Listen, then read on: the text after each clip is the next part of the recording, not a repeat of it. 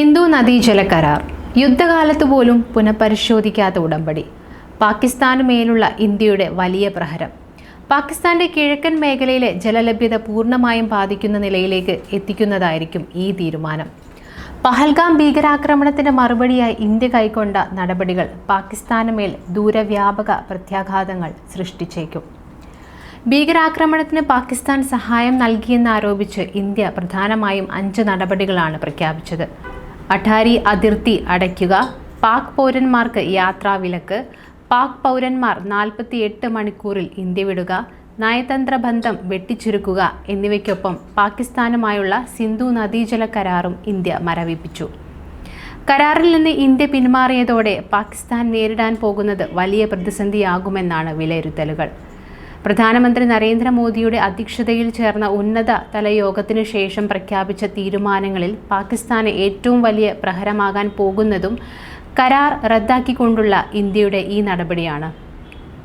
പാകിസ്ഥാന്റെ കിഴക്കൻ മേഖലയിലെ ജലലഭ്യത പൂർണ്ണമായും ബാധിക്കുന്ന നിലയിലേക്ക് എത്തിക്കുന്നതായിരിക്കും ഈ തീരുമാനം. സിന്ധു നദിയിൽ നിന്നും അതിൻ്റെ പോഷക നദികളിൽ നിന്നുമുള്ള വെള്ളത്തെയാണ് പാകിസ്ഥാൻ കൃഷിക്കും കുടിവെള്ളത്തിനുമായി ആശ്രയിച്ചു വരുന്നത്. ഉടമ്പടി താൽക്കാലികമായി നിർത്തിവച്ചാൽ പാകിസ്ഥാൻ കടുത്ത ജലക്ഷാമം നേരിടേണ്ടി വരും. പാകിസ്ഥാനിലെ പ്രധാന കാർഷിക കേന്ദ്രമായ പഞ്ചാബിലേക്ക് കൃഷിക്ക് ആവശ്യമായ വെള്ളം എത്തിക്കുന്നതിൽ പ്രധാന പങ്ക് സിന്ധു നദീജല കരാറിലൂടെയാണ്. വെള്ളം ലഭ്യത കുറയുന്ന നിലയുണ്ടായാൽ പഞ്ചാബിലെ കാർഷിക മേഖല പ്രതിസന്ധിയിലാകും. സാമ്പത്തിക വെല്ലുവിളികൾ ഇതിനോടകം രൂക്ഷമായ പാകിസ്ഥാനിൽ ഭക്ഷ്യ പ്രതിസന്ധി കൂടെ ഉണ്ടായാൽ ഭാവി അത്ര സുഖകരമായിരിക്കില്ലെന്നാണ് പുറത്തുവരുന്ന സൂചനകൾ. എന്താണ് സിന്ധു ജല ഉടമ്പടി?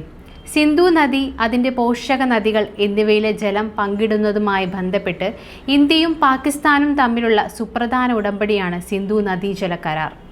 1960 സെപ്റ്റംബർ 19 ഇന്ത്യൻ പ്രധാനമന്ത്രി ജവഹർലാൽ നെഹ്റുവും പാക് പ്രസിഡന്റ് അയൂബ് ഖാനും കറാച്ചിയിൽ വെച്ച് ഒപ്പുവെച്ച ഉടമ്പടി പ്രകാരം ബിയാസ്, രവി, സത്ലജ് എന്നിവയുടെ ജലത്തിൻ്റെ പൂർണ്ണ നിയന്ത്രണം ഇന്ത്യക്കും സിന്ധു, ചെനാബ്, ഝലം എന്നിവയിലെ ജലത്തിൻ്റെ നിയന്ത്രണം പാകിസ്ഥാനുമാണ്.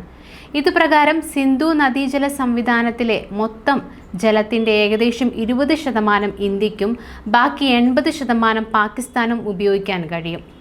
ഇന്ത്യയിൽ ഉത്ഭവിച്ച് പാകിസ്ഥാനിലേക്ക് ഒഴുകുന്ന സിന്ധു നദിയിലെ ജലത്തിൻ്റെ ഉപയോഗത്തിൽ വലിയ വിട്ടുവീഴ്ചയാണ് ഇന്ത്യ കരാർ പ്രകാരം ചെയ്തിരുന്നത്.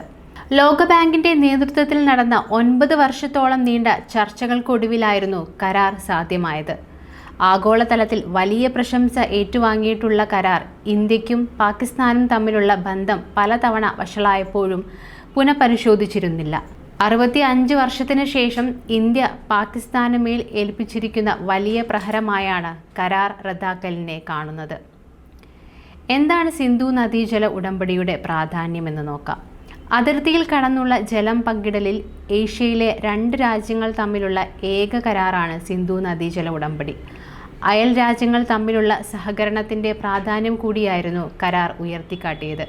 ജലപ്രവാഹം ലഭിക്കുന്ന രാഷ്ട്രത്തിന് ഉടമ്പടി പ്രകാരം ഉത്ഭവത്തിനപ്പുറത്ത് ജലപ്രവാഹം ലഭിക്കുന്ന പാകിസ്ഥാന് അനുകൂലമായിരുന്നു ഈ കരാർ.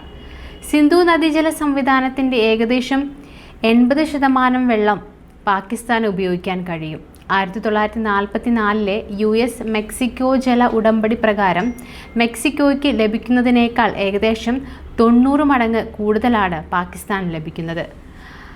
1965 1971 ഇന്ത്യ പാക് യുദ്ധകാലത്ത് പോലും ഈ കരാർ തുടർന്നിരുന്നു.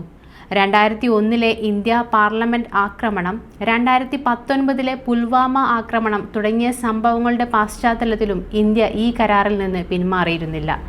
എന്നാൽ ഇപ്പോൾ ഇത് പിൻവലിക്കേണ്ട സാഹചര്യത്തിലേക്ക് വരെ എത്തിച്ചിരിക്കുകയാണ് പാകിസ്ഥാൻ ഇപ്പോൾ.